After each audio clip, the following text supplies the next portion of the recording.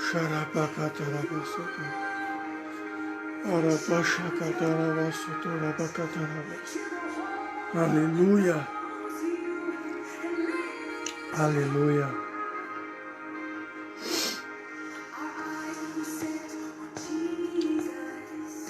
Espírito Santo, tá?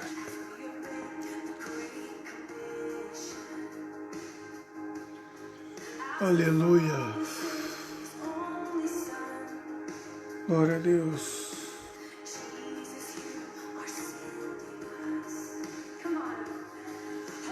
Eu vou esperar um pouquinho para ver se entra mais pessoas aí.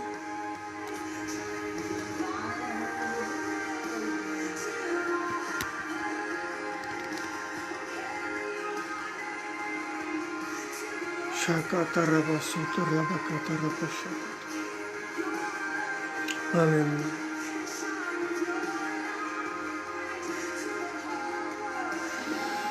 Aleluia. Shalom, profeta. Uau! Eu aprendi que quando um profeta te acompanha, é o próprio Deus te acompanhando. Uau, que honra! Glória a Deus. Aleluia. Vou esperar mais um pouquinho, se entrar mais um, mais dois, eu já vou começando a live. Eu quero o que Deus colocou no meu coração. Como é que tá o som? Primeiro eu quero perguntar como é que tá o som tá muito alto?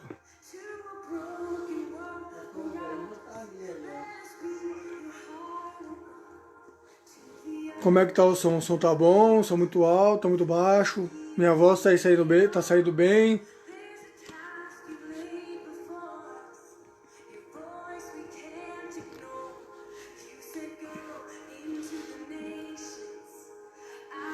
Bom, eu vou iniciar a live orando, eu vou orar, eu vou trazer uma palavra bem breve. Eu tô sentindo uma batalha espiritual forte, eu não ia fazer a live, eu tava assim, eu ia fazer a live, eu ia, não ia, e eu pensei, eu vou. E eu tô aprendendo, tô numa nova etapa que eu tô aprendendo, caminhando debaixo de pressões, mas ao mesmo tempo, com a ajuda do Espírito Santo, rompendo e crescendo. E Deus colocou no meu coração uma palavra para trazer clareza e ao mesmo tempo edificação e consolo nesses dias, né? Porque eu vejo ao mesmo tempo muitas pessoas que ficam, como é que é a palavra mesmo? Desesperançosa, né? Bah, eu estava trabalhando, agora eu não estou mais. Bah, agora as lojas fecharam. Como é que eu vou conseguir para trazer os meus recursos? E Jesus está voltando e agora as promessas não estão se voltando. E como se esquecessem, sabe? Se esquecesse das promessas e só, Jesus está voltando e parece que as promessas não existem mais. Não, Jesus sim, Jesus está voltando, mas tem muita coisa que tá para acontecer, que Deus ele vai realizar na tua vida. E tudo isso está cooperando com o cenário profético para acontecer um avivamento. Primeiro, para chamar, para despertar nossa atenção, para nos reposicionar, para interceder, para restaurar altares no mundo todo e para chamar a atenção daqueles que estão longe para perto, para chamar a atenção, para sinalizar, para trazer uma sinalização. Então a gente precisa compreender algumas coisas porque senão a gente fica perdido. E Deus tem me trazido algum discernimento, Deus tem me dado discernimento, um entendimento para compartilhar. E eu quero compartilhar uma porção da palavra.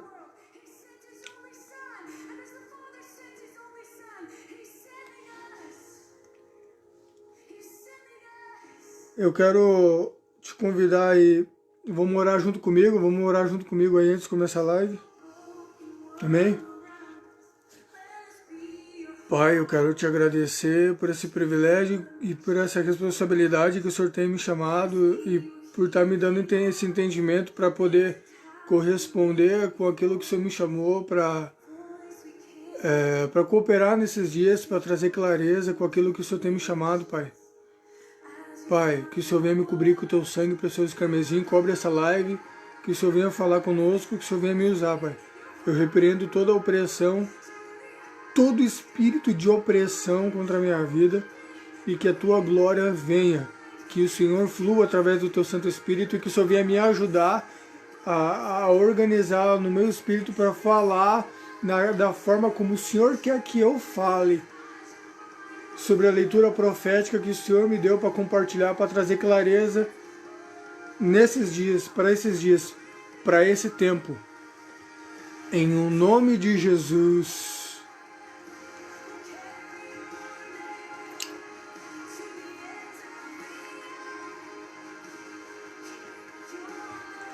Abra comigo lá no livro de Tiago, quero começar abrindo no livro de Tiago, capítulo 5, e do versículo 17 e do versículo 18.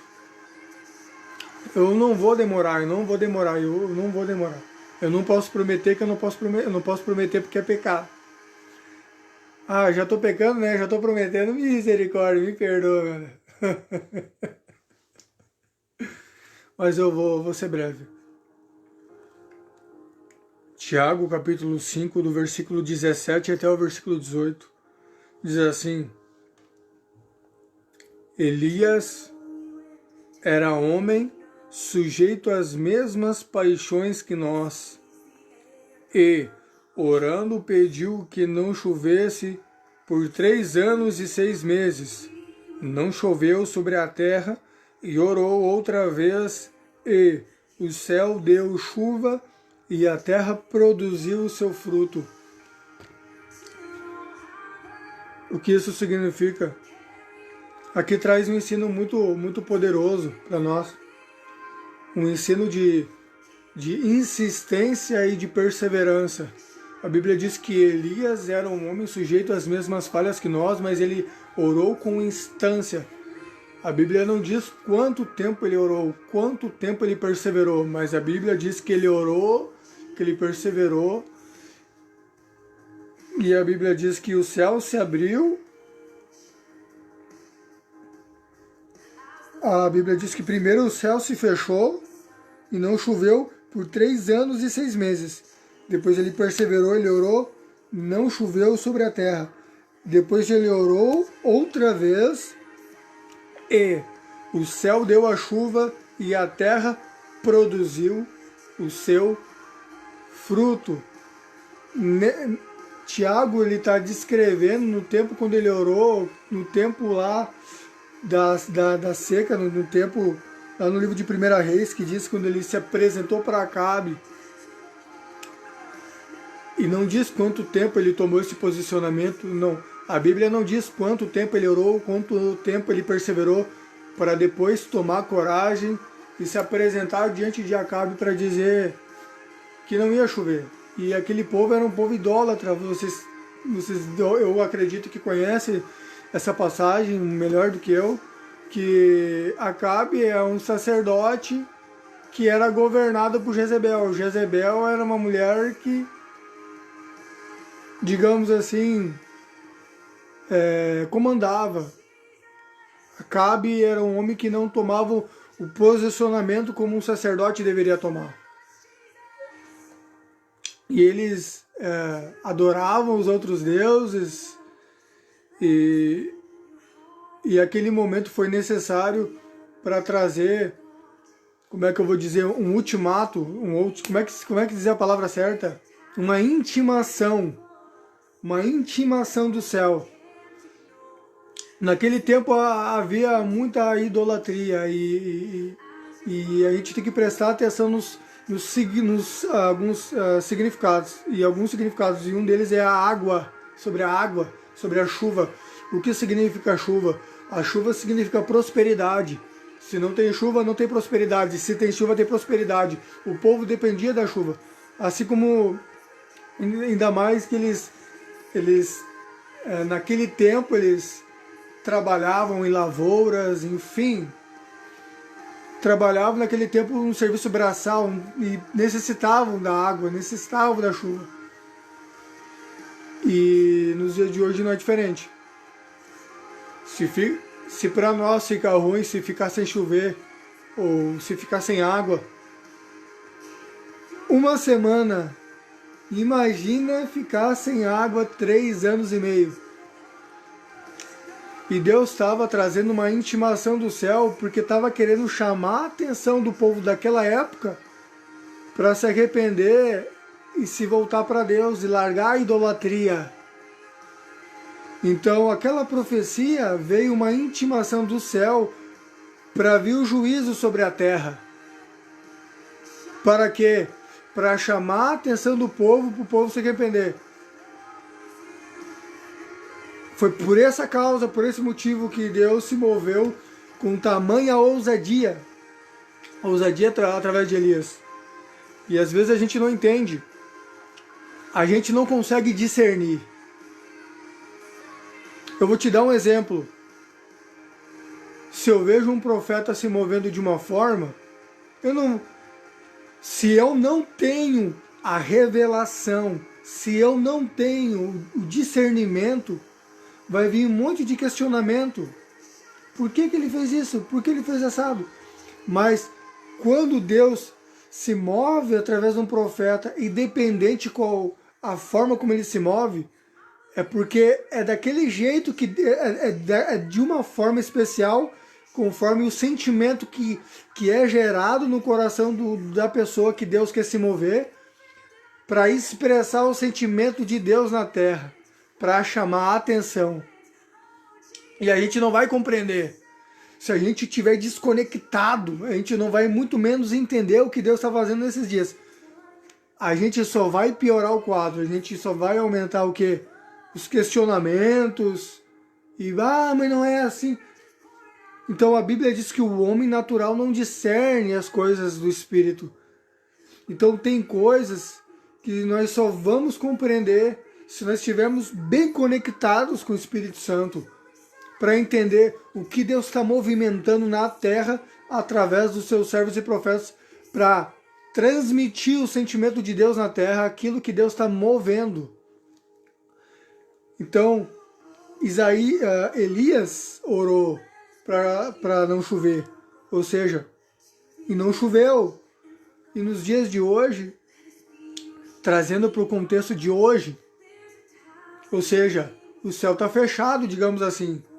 Tem essa questão da pandemia. Claro que o céu não está fechado, não sei se tu consegue me compreender. Toda aquela questão, mas é o mesmo mover que aconteceu no Antigo Testamento, mas é um mover um mover diferente, mas trazendo com o mesmo significado que aconteceu no Antigo Testamento. Não sei se eu estou conseguindo me expressar o que Deus está fazendo, trazer para vocês alguma clareza. Para chamar a atenção, o quê? Para chamar a atenção o povo para o arrependimento, para fazer o povo olhar para a Escritura e fazer olhar para a palavra e dizer, uau, o que Jesus falou está acontecendo. Realmente, Jesus está às portas, para trazer um despertamento, para chamar a atenção. Nesses dias não é diferente, só que é de um jeito diferente. Mas é com o mesmo significado que Deus estava querendo falar com o povo daquela época.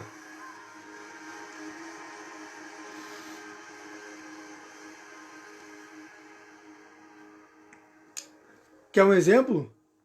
Outro exemplo. quando Deus estava querendo mover, quando Deus estava movendo para mudar os governos, mudar reis. A Bíblia diz no livro de, olha aqui, no livro de, olha o que diz no livro de Daniel. Olha o que diz no livro de Daniel, capítulo 2, versículo 21. Ele muda os tempos e as estações. Ele move os reis e estabelece os reis. Ele dá sabedoria aos sábios e conhecimento aos entendidos.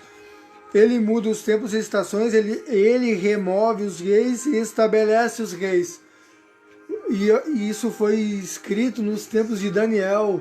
E eu te pergunto, qual é o mover que está acontecendo nos dias de hoje? Deus mudou os tempos, mudou as estações. Deus está removendo reis para estabelecer outros reis, removendo alguns governos para renovar os governos que está acontecendo nesses dias. A mesma coisa, o mesmo significado que Deus se revelou, que fez nos dias de Daniel, nos dias de Elias. Deus está se movendo com juízo e movendo para trazer algo, para chamar a nossa atenção e sinalizar algo, ó, que Deus está movendo. Deus está fazendo um mover sobre o governo, e quando fala sobre o governo, reflete também sobre o governo ministerial. Quando fala de reis, fala também sobre o ministério, porque o ministério, a quem tem um encargo pastoral, profético, apostólico, ele representa o governo na terra, do céu. E a Bíblia diz que quem estabeleceu na terra, como está lá escrito no livro de Romanos, capítulo 14, Deus ele levantou governantes, governadores, que Deus estabeleceu para gerar o quê? Estabeleceu o governo para gerar o quê? A harmonia, para não gerar bagunça, ou seja, tudo isso está cooperando, tudo isso tem um, o que eu posso dizer? Está trazendo uma conexão profética de uma restauração e uma sinalização que, assim como o Senhor moveu e veio com juízo para chamar a atenção, assim como aconteceu nos dias de Elias, nos tempos de Daniel, nós estamos vivendo nesses dias chamado hoje. E a Bíblia diz no livro de 1, no Efésios capítulo 1, versículo 17, vamos lá ler junto comigo. No livro de Efésios,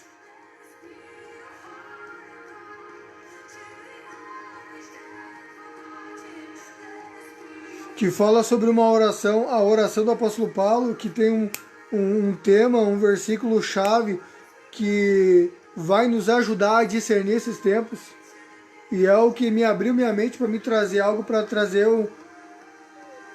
um pouco do entendimento do mover que Deus está fazendo nesses dias. Eu não sei se eu estou conseguindo ser claro, eu sei que não vai ser todos que vão compreender, mas é o trabalho do Espírito Santo, é do Espírito Santo. Eu só estou falando aquilo que ele...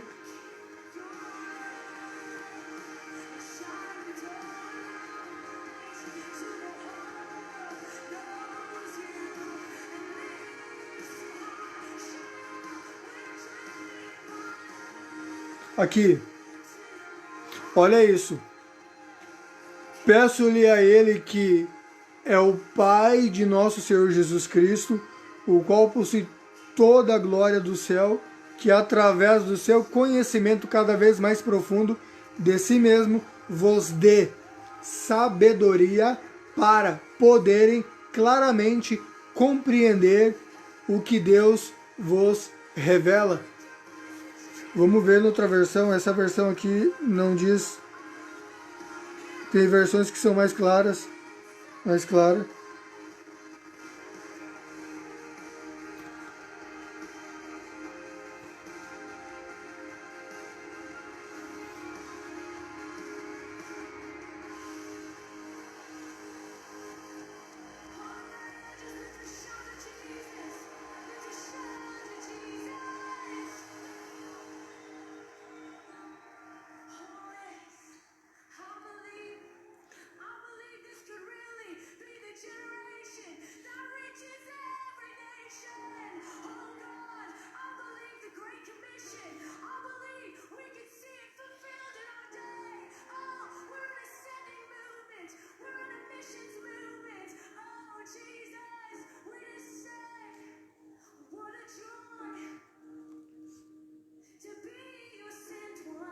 Só um minutinho aí, já volto.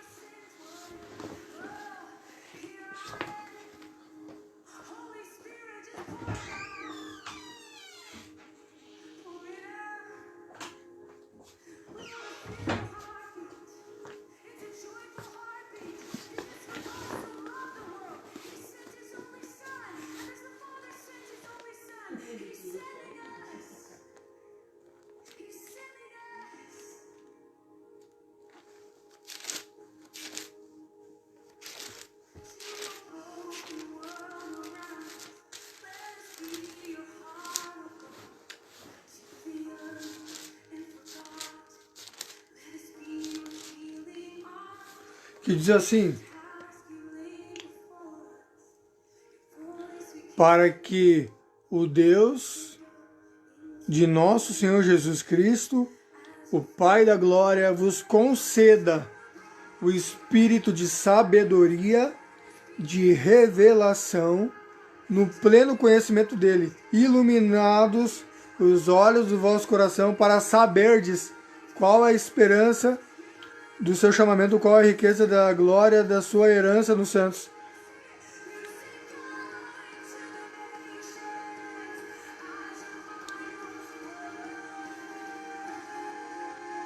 Para que o Deus do nosso Senhor Jesus Cristo, o Pai da glória, vos conceda o espírito de sabedoria e de revelação no pleno conhecimento dele.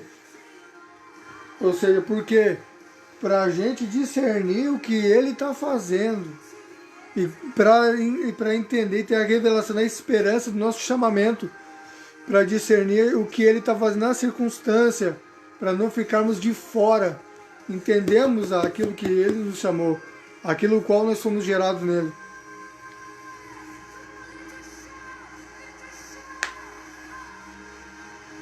Então,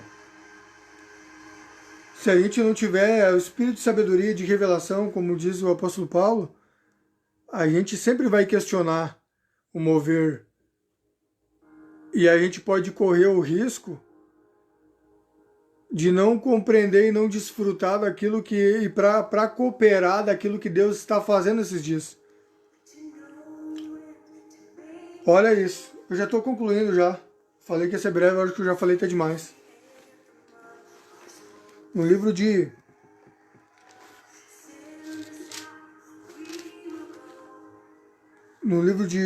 Lucas,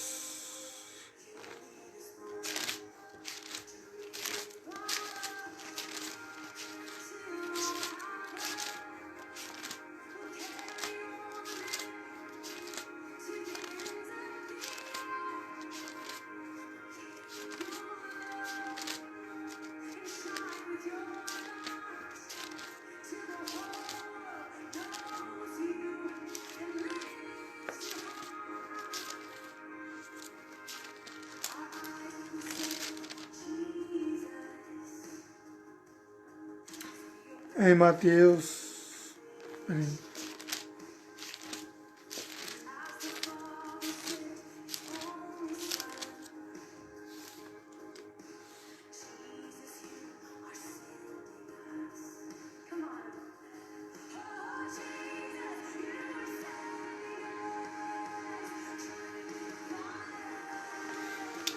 está escrito assim, ó.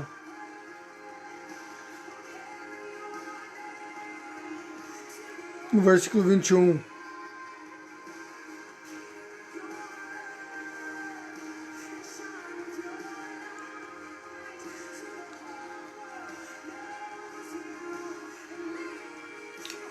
Mateus 24, vou ler do versículo 3. No Monte das Oliveiras achava-se Jesus assentado quando se aproximaram dele os discípulos em particular, e ele lhe pediram, disse-nos quando sucederão tais coisas, que senão haverá a tua vinda e da consumação do século. E ele lhes respondeu, vede que ninguém vos engane, porque virão muitos em meu nome, dizendo, eu sou o Cristo, e enganarão a muitos. E certamente ouvireis falar de guerras e rumores de guerras. Vede, não vos assusteis. Ou seja, Jesus já falou dessa forma porque é algo que ia acontecer muito intenso, né? Para os discípulos não achar que já ia ser algo que já ia... Porque é necessário assim acontecer, mas ainda não é o fim. Porquanto se levantará nação contra nação, reino contra reino. Haverá fomes e terremotos em vários lugares.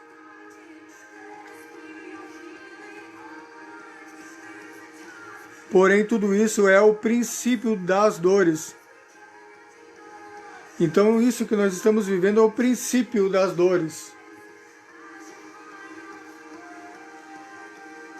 Deus, ele tem promessa para cumprir. Tem. Mas o que a gente precisa fazer? A gente precisa se posicionar. A gente deixa as coisas acontecerem, ou a gente se posiciona para buscar, para se fortalecer nele. Porque daqui para frente as coisas vão se estreitar cada vez mais. E aqui tem a etapa, tem o princípio das dores. E daí para frente de Mateus está escrito os sinais. Os sinais da vida, eles vão aumentando cada vez mais, aumentando.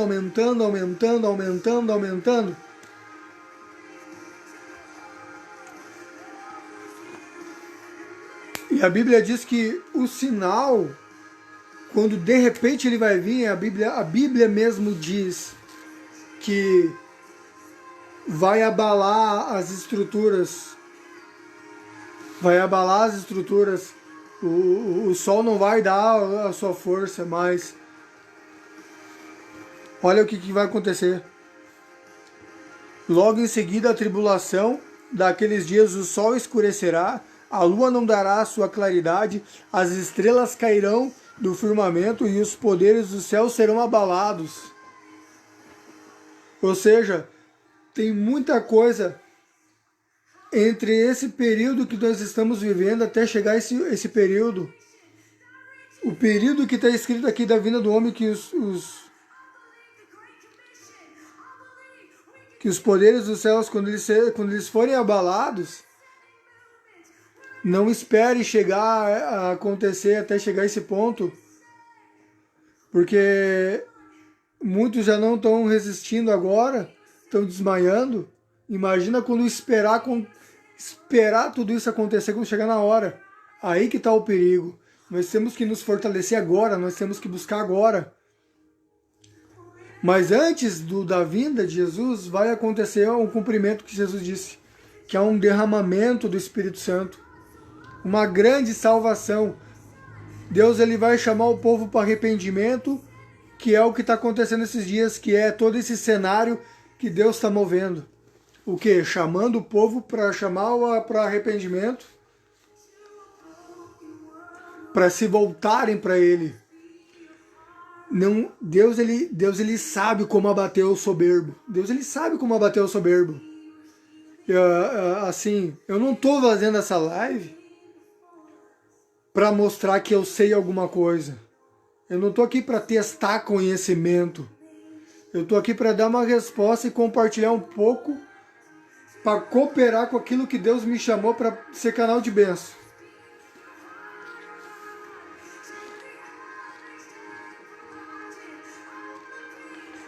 E no livro de Joel, olha só o que está escrito no livro de Joel. E eu vou encerrar aqui, no livro de Joel.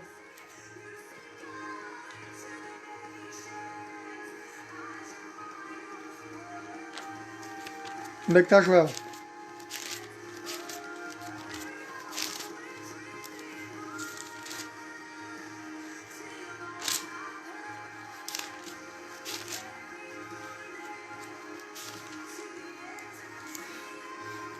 Que está escrito assim: e acontecerá. Ó, antes do derramamento do Espírito, está escrito: ó, tocai a trombeta em Sião e dai voz de rebate ao meu santo monte, perturbe-se todos os moradores da terra, porque o dia do Senhor vem e já está próximo. E daqui no versículo No versículo 12 diz, né? No versículo 12 diz assim: ainda assim, agora mesmo, diz o Senhor, convertei-vos a mim, e todo o vosso coração, com jejuns, com choro e com pranto, rasgai o vosso coração e não as vossas vestes. Convertei-vos ao Senhor, vosso Deus, porque Ele é misericordioso e compassivo e tardio em irar-se, grande benignidade, e se arrepende do mal. E daí no versículo 24, fala da restituição, que revela a resposta de arrependimento e de humilhação que Deus trouxe ao povo através do profeta Joel, que é o mesmo mover que aconteceu naquele tempo que está acontecendo hoje. Se a gente se arrepender, se nós correspondermos a Deus, se humilharmos, digo o mundo todo corresponder, todos os líderes, todo mundo corresponder, se humilhar e se converter, a Bíblia ainda diz que Deus ele ainda vai restituir e vai restaurar muitas coisas através da resposta, da nossa resposta, em busca, em arrependimento, em humilhação. Isso aqui é uma palavra que foi liberada para as nações, e essa palavra é para nós. E eu quero concluir com o versículo 28. E acontecerá que depois que derramarei o meu espírito sobre toda a carne, vossos filhos e vossas filhas profetizarão, vossos velhos sonharão e vossos jovens terão visões. Até sobre os servos e sobre as servas derramarei o meu espírito naqueles dias. Mostrarei prodígios no céu e na terra, sangue, fogo, coluna de fumaça. O sol se converterá em trevas e a lua em sangue, antes que venha o grande e terrível dia do Senhor. Para alguns vai ser grande e terrível dia, para alguns vai ser um dia glorioso. E acontecerá que todo aquele que invocar o nome do Senhor será salvo, porque o nome de Sião e Jerusalém estarão os que forem salvos com os que o Senhor prometeu. Entre os sobreviventes, aqueles que o Senhor chamar. Ou seja,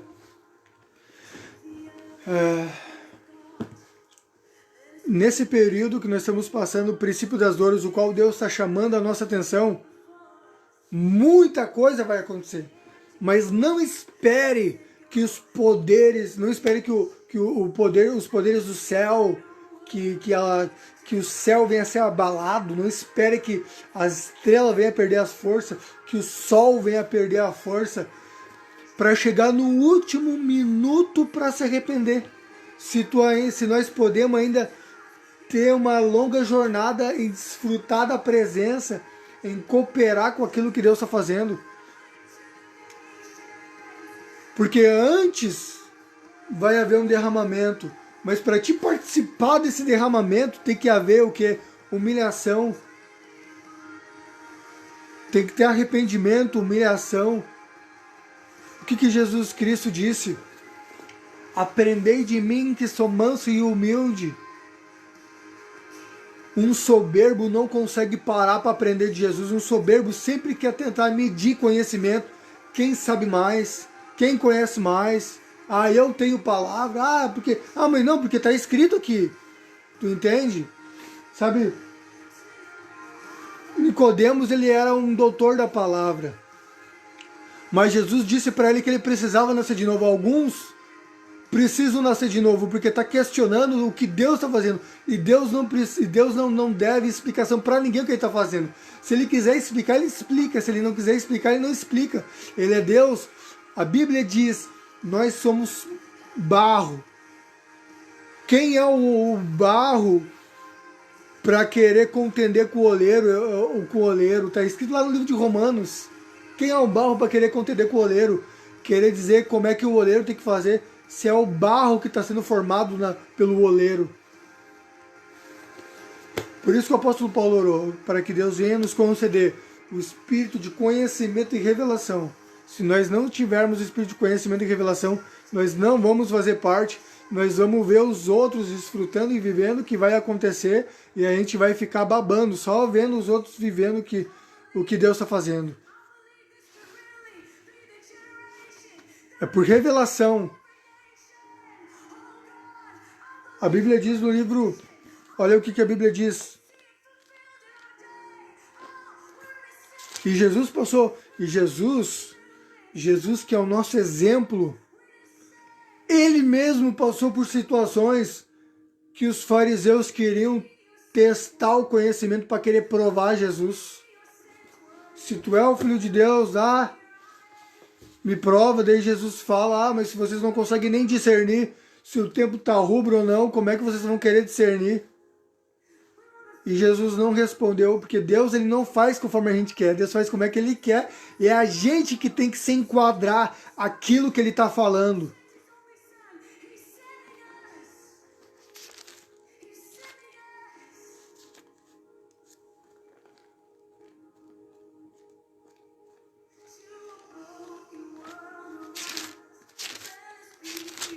Deuteronômio 29.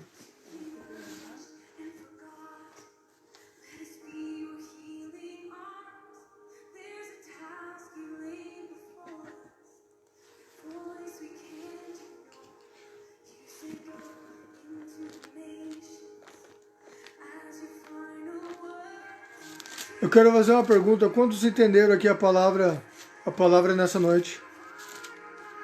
Bom, já vou parar por aqui mesmo. Eu falei, mas quantas vezes que eu ia parar? Bom, já prolonguei até demais. Rosemary, Paz do Senhor. Gabriel Oliveira, Paz do Senhor. Diego Santos. Então eu já quero parar por aqui. Amém? Se a palavra falou contigo, peço que tu venha me ajudar a compartilhar essa live. Amém? Fiquem na paz.